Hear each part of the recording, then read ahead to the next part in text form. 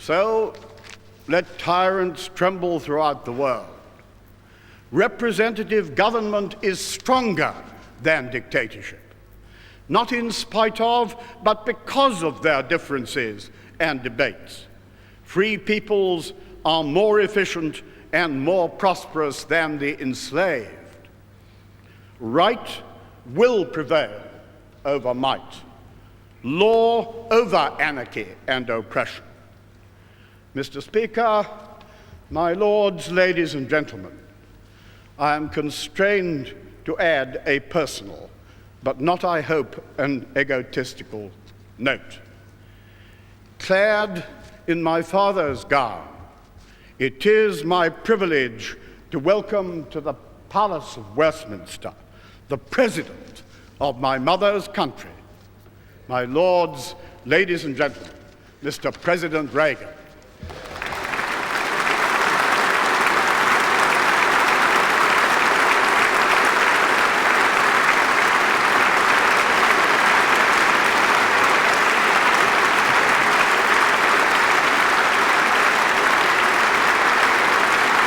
Thank you very much.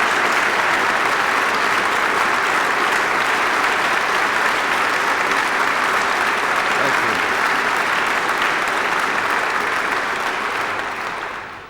My Lord Chancellor, Mr. Speaker, the journey of which this visit forms a part is a long one.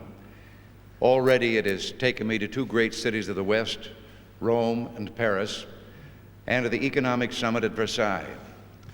And there, once again, our sister democracies have proved that even in a time of severe economic strain, free peoples can work together freely and voluntarily to address problems as serious as inflation, unemployment, trade, and economic development in a spirit of cooperation and solidarity. Other milestones lie ahead. Later this week in Germany, we and our NATO allies will discuss measures for our joint defense and America's latest initiatives for a more peaceful, secure world through arms reductions. Each stop of this trip is important, but among them all, this moment occupies a special place in my heart and in the hearts of my countrymen, a moment of kinship and homecoming in these hallowed halls. Speaking for all Americans, I want to say how very much at home we feel in your house. Every American would, because this is, as we have been so eloquently told, one of democracy's shrines. Here the rights of free people and the processes of representation have been debated and refined. It has been said that an institution is the lengthening shadow of a man. This institution is the lengthening shadow of all the men and women who have sat here and all those who have voted to send representatives here. This is my second visit to Great Britain as President of the United States. My first opportunity to stand on British soil occurred almost a year and a half ago when your Prime Minister graciously hosted a diplomatic dinner at the British Embassy in Washington. Mrs. Thatcher said then that she hoped I was not distressed to find staring down at me from the grand staircase a portrait of His Royal Majesty, King George III. She suggested it was best to let bygones be bygones, and in view of our two countries' remarkable friendship in succeeding years, she added that most Englishmen today would agree with Thomas Jefferson that, quote, a little rebellion now and then is a very good thing, unquote. Well, from here, I will go on to Bonn and then Berlin, where there stands a grim symbol of power untamed, the Berlin Wall. That dreadful gray gash across the city is in its third decade. It is the fitting signature of the regime that built it. And a few hundred kilometers behind the Berlin Wall, there is another symbol. In the center of Warsaw, there is a sign that notes the distances to two capitals. In one direction, it points toward Moscow. In the other, it points toward Brussels, headquarters of Western Europe's tangible unity. The marker says that the distances from Warsaw to Moscow and Warsaw to Brussels are equal. The sign makes this point. Poland is not east or west. Poland is at the center of European civilization. It has contributed mightily to that civilization. It is doing so today by being magnificently unreconciled to oppression. Poland's struggle to be Poland and to secure the basic rights we often take for granted demonstrates why we dare not take those rights for granted. Gladstone, defending the Reform Bill of 1866, declared, "You cannot fight against the future. Time is on our side." It was easier to believe in the march of democracy in Gladstone's day, in that high noon of Victorian optimism. We're approaching the end of a bloody century plagued by a terrible political invention, totalitarianism.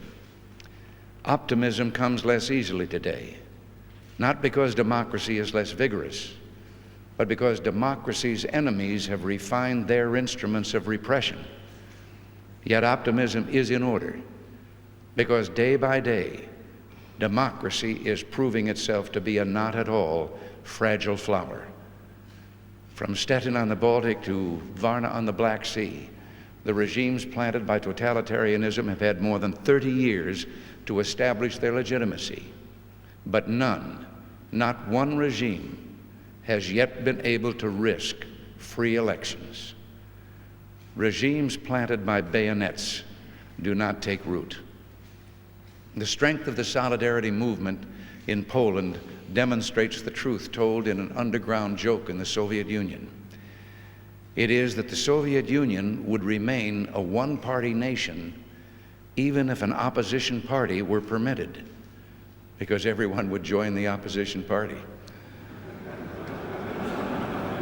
America's time as a player on the stage of world history has been brief. I think understanding this fact has always made you patient with your younger cousins. Well, not always patient. I do recall that on one occasion, Sir Winston Churchill said in exasperation about one of our most distinguished diplomats, "He is the only case I know of a bull who carries his china shop with him."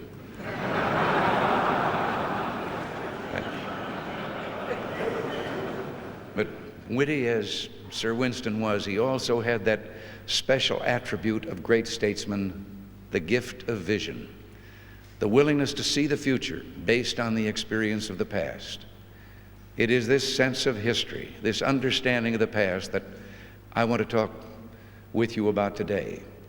For it is in remembering what we share of the past that our two nations can make common cause for the future. We have not inherited an easy world. If developments like the Industrial Revolution, which began here in England, and the gifts of science and technology have made life much easier for us, they have also made it more dangerous. There are threats now to our freedom, indeed to our very existence, that other generations could never even have imagined. There is first the threat of global war. No president, no Congress, no prime minister, no parliament can spend a day entirely free of this threat. And I don't have to tell you that in today's world, the existence of nuclear weapons could mean, if not the extinction of mankind, then surely the end of civilization as we know it. That's why negotiations on intermediate-range nuclear forces, now underway in Europe, and the START talks, Strategic Arms Reduction talks, which will begin later this month, are not just critical to American or Western policy, they are critical to mankind. Our commitment to early success in these negotiations is firm and unshakable, and our purpose is clear: reducing the risk of war by reducing the means of waging war on both sides. At the same time, there is a threat posed to human freedom by the enormous power of the modern state. History teaches the dangers of government that overreaches, political control taking precedence over free economic growth, secret police, mindless bureaucracy, all combining to stifle individual excellence and personal freedom. Now, I'm aware that among us here and throughout Europe, there is legitimate disagreement over the extent to which the public sector should play a role in a nation's economy and life. But on one point, all of us are united: our abhorrence of dictatorship in all its forms, but most particularly totalitarianism and the terrible inhumanities it has caused in our time. The Great Purge, Auschwitz, and Dachau, the Gulag, and Cambodia. Historians looking back at our time will note the consistent restraint and peaceful intentions of the West. They will note that it was the democracies who refused to use the threat of their nuclear monopoly in the 40s and early 50s for territorial or imperial gain. Had that nuclear monopoly been in the hands of the communist world, the map of Europe, indeed the world, would look very different today. And certainly they will note it was not the democracies that invaded Afghanistan or suppressed Polish solidarity or used chemical and toxin warfare in Afghanistan and Southeast Asia. If history teaches anything, it teaches self-delusion in the face of unpleasant facts is folly. We see around us today the marks of our terrible dilemma: predictions of doomsday, anti-nuclear demonstrations, an arms race in which the West must, for its own protection, be an unwilling participant. At the same time, we see totalitarian forces in the world who seek subversion and conflict around the globe to further their barbarous assault on the human spirit. What then is our course? Must civilization perish in a hail of fiery atoms? Must freedom wither in a quiet, deadening accommodation with totalitarian evil? Sir Winston Churchill refused to accept the inevitability of war, or even that it was imminent. He said, "I do not believe that Soviet Russia desires war. What they desire is the fruits of war and the indefinite expansion of their power and doctrines. But what we have to consider here today, while time remains, is the permanent prevention of war and the establishment of conditions of freedom and democracy as rapidly as possible in all countries." Well, this is precisely our mission today: to preserve freedom as well as peace. It may not be easy to see, but I believe we live now at a turning point. In an ironic sense, Karl Marx was right. We are witnessing today a great revolutionary crisis, a crisis where the demands of the economic order are conflicting directly with those of the political order. But the crisis is happening not in the free, non-Marxist West, but in the home of Marxist-Leninism, the Soviet Union. It is the Soviet Union that runs against the tide of history by denying human freedom and human dignity to its citizens. It also is in deep economic difficulty. The rate of growth in the national product has been steadily declining since the 50s and is less than half of what it was then. The dimensions of this failure are astounding. A country which employs 1/5 of its population in agriculture is unable to feed its own people. Were it not for the private sector, the tiny private sector tolerated in Soviet agriculture, the country might be on the brink of famine. These private plots occupy a bare 3% of the arable land, but account for nearly 1/4 of Soviet farm output and nearly 1/3 of meat products and vegetables. Over-centralized, with little or no incentives, year after year the Soviet system pours its best resource into the making of instruments of destruction. The constant shrinkage of economic growth combined with the growth of military production is putting a heavy strain on the Soviet people. What we see here is a political structure that no longer corresponds to its economic base, a society where productive forces are hampered by political ones. The decay of the Soviet experiment should come as no surprise to us. Wherever the comparisons have been made between free and closed societies, West Germany and East Germany, Austria and Czechoslovakia, Malaysia and Vietnam, It is the democratic countries that are prosperous and responsive to the needs of their people. And one of the simple but overwhelming facts of our time is this: of all the millions of refugees we've seen in the modern world, their flight is always away from, not toward, the communist world. Today, on the NATO line, our military forces face east to prevent a possible invasion. On the other side of the line, the Soviet forces also face east to prevent their people from leaving. The hard evidence of totalitarian rule has caused in mankind an uprising of the intellect and will. Whether it is the growth of the new schools of economics in America or England, or the appearance of the so-called new philosophers in France, there is one unifying thread running through the intellectual work of these groups: rejection of the arbitrary power of the state, the refusal to subordinate the rights of the individual to the superstate, the realization that collectivism stifles all the best human impulses. Since the Exodus from Egypt, historians have written of those who sacrificed and struggled for freedom: the stand at Thermopylae, the revolt of Spartacus, the storming of the Bastille, the Warsaw Uprising in World War II. More recently, we've seen evidence of this same human impulse in one of the developing nations in Central America. For months and months, the world news media covered the fighting in El Salvador. Day after day, we were treated to stories and film slanted toward the brave freedom fighters battling oppressive government forces in behalf of the silent, suffering people of that tortured country. And then one day, those silent, suffering people were offered a chance to vote, to choose the kind of government they wanted. Suddenly, the freedom fighters in the hills were exposed for what they really are: Cuban-backed guerrillas who want power for themselves and their backers, not democracy for the people. They threatened death to any who voted and destroyed hundreds of buses and trucks to keep the people from getting to the polling places.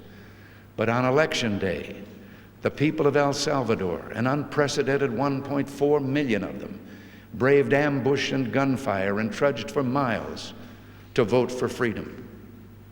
They stood for hours in the hot sun, waiting for their turn to vote.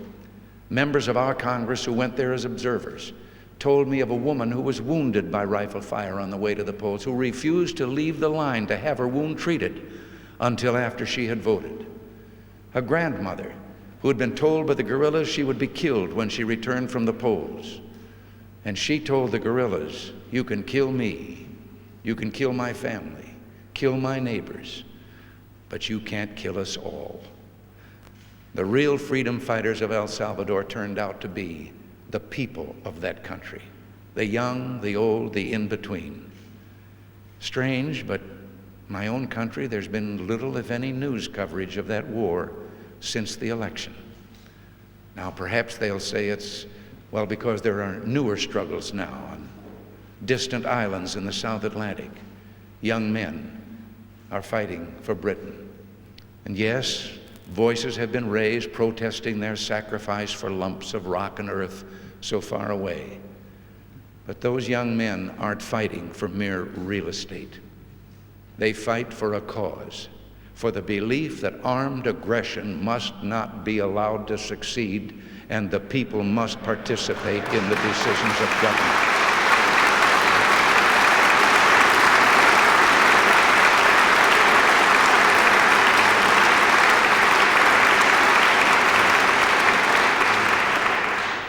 The decisions of government under the rule of law.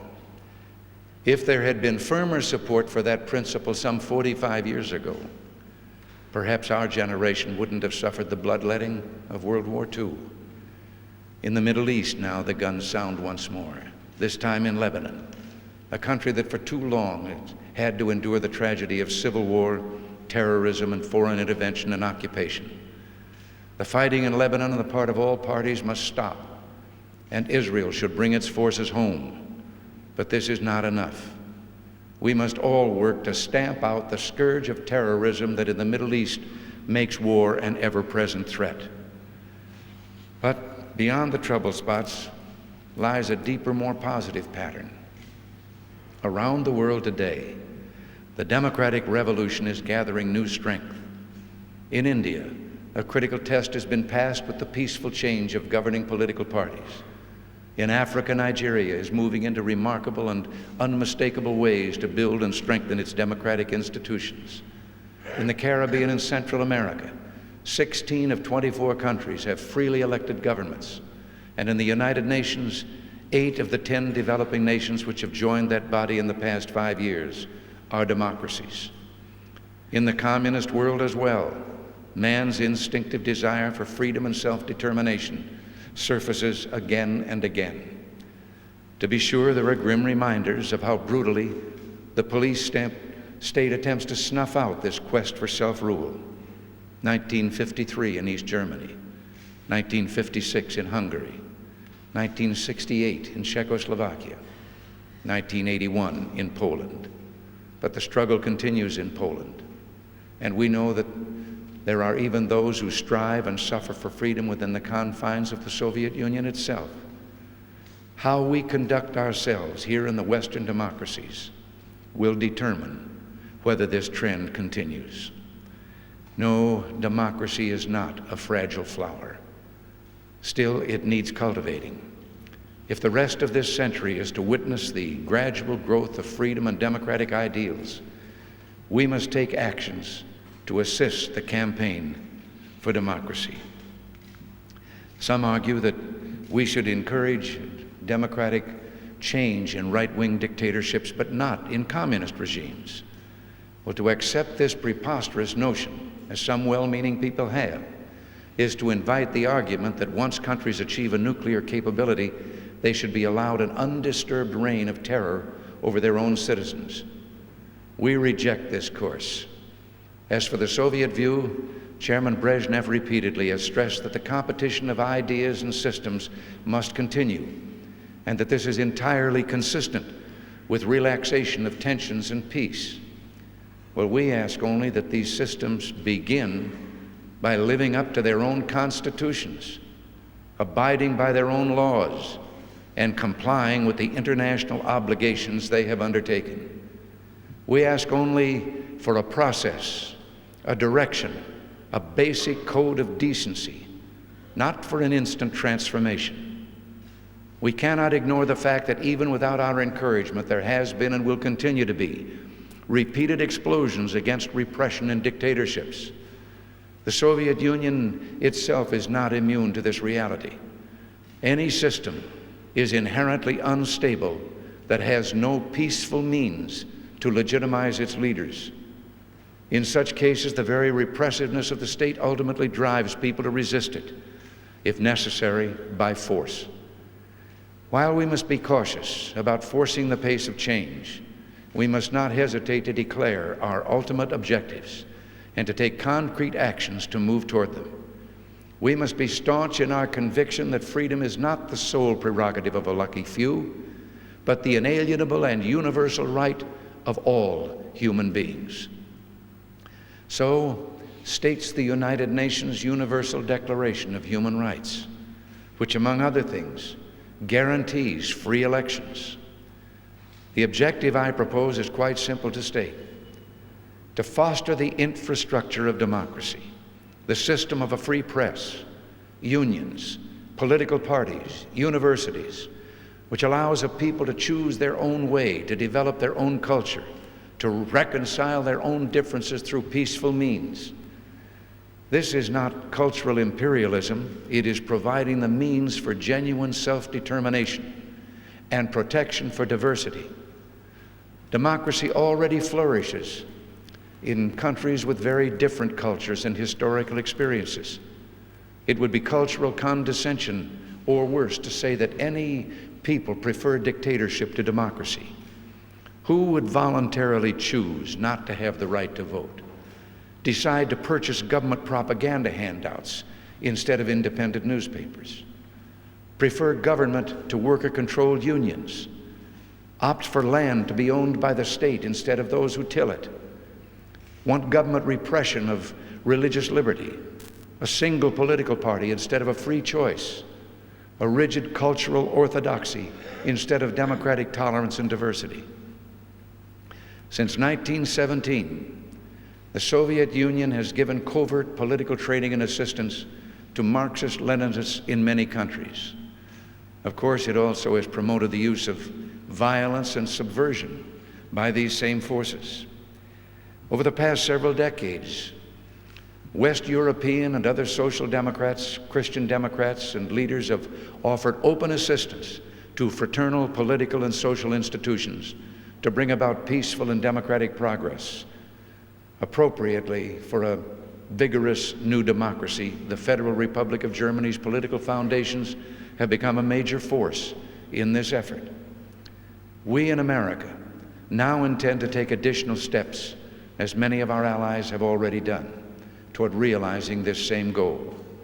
The chairman and other leaders of the National Republican and Democratic Party organizations are initiating a study with the Bipartisan American Political Foundation to determine how the United States can best contribute as a nation to the global campaign for democracy now gathering force. They will have the cooperation of congressional leaders of both parties, along with representatives of business, labor, and other major institutions in our society.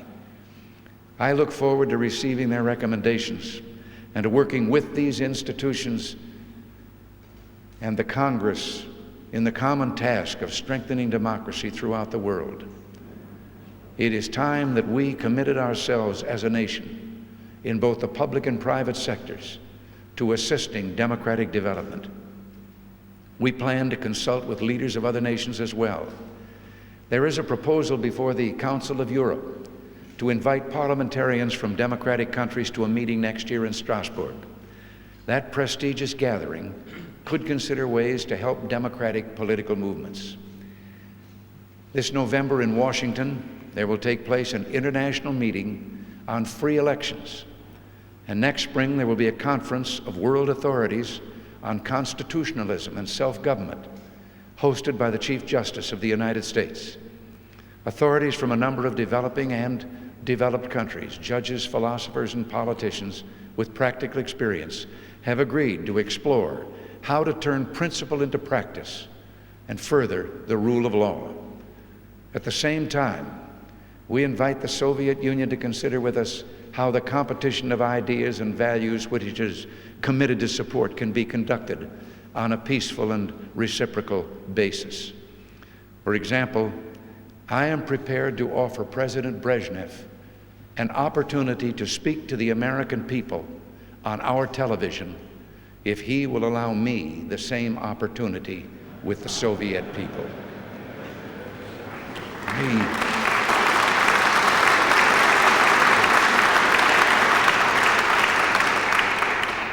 We also suggest that panels of our newsmen periodically appear on each other's television to discuss major events. Now, I don't wish to sound overly optimistic, yet the Soviet Union is not immune from the reality of what is going on in the world. It has happened in the past. A small ruling elite either mistakenly attempts to ease domestic unrest through greater repression and foreign adventure, or it chooses a wiser course. It begins to allow its people a voice in their own destiny.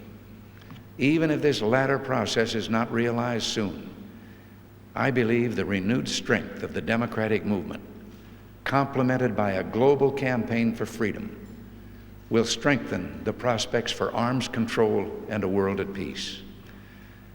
I have discussed on other occasions, including my address on May 9th, the elements of Western policies toward the Soviet Union to safeguard our interests and protect the peace.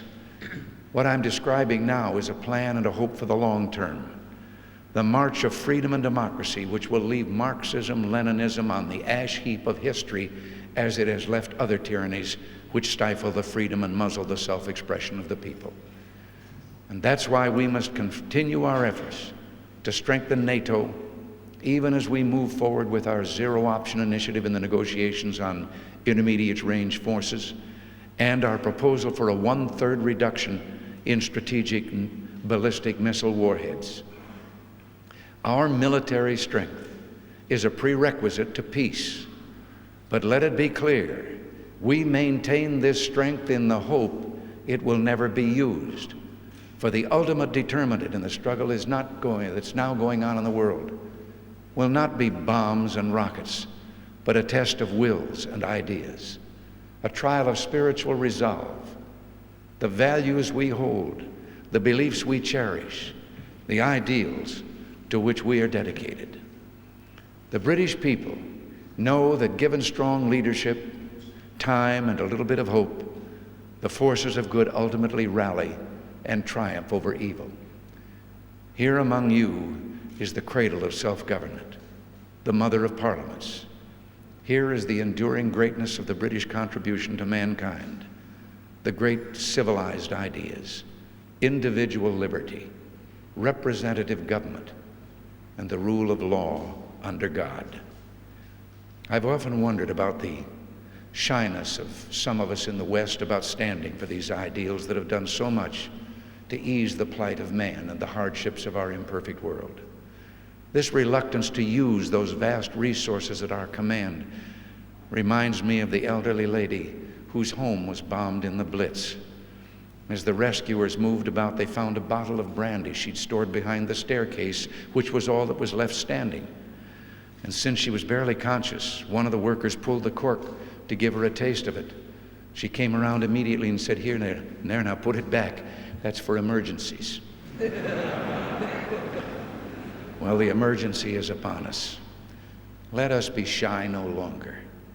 Let us go to our strength. Let us offer hope. Let us tell the world that a new age is not only possible, but probable. During the dark days of the Second World War, when this island was incandescent with courage, Winston Churchill exclaimed about Britain's adversaries, "What kind of a people do they think we are?" Well, Britain's adversaries found out what extraordinary people the British are. But all the democracies paid a terrible price for allowing the dictators to underestimate us. We dare not make that mistake again. So let us ask ourselves, what kind of people do we think we are? And let us answer, free people, worthy of freedom, and determined not only to remain so, but to help others gain their freedom as well. Sir Winston led his people to great victory in war, and then lost an election just as the fruits of victory were about to be enjoyed. But he left office honorably, and as it turned out, temporarily, knowing that the liberty of his people was more important than the fate of any single leader. History recalls his greatness in ways no dictator will ever know. And he left us a message of hope for the future, as timely now as when he first uttered it, as opposition leader in the Commons nearly 27 years ago. When he said, "When we look back on all the perils through which we have passed, and at the mighty foes that we have laid low, and all the dark and deadly designs that we have frustrated, why should we fear for our future? We have," he said, "come safely through the worst. Well, the task I've set forth will long outlive our own generation. But together, we too have come through the worst. Let us now begin a major effort to secure the best, a crusade for freedom that will engage the faith and fortitude of the next generation. For the sake of peace and justice, let us move toward a world in which all people are at last free to determine their own destiny." Thank you.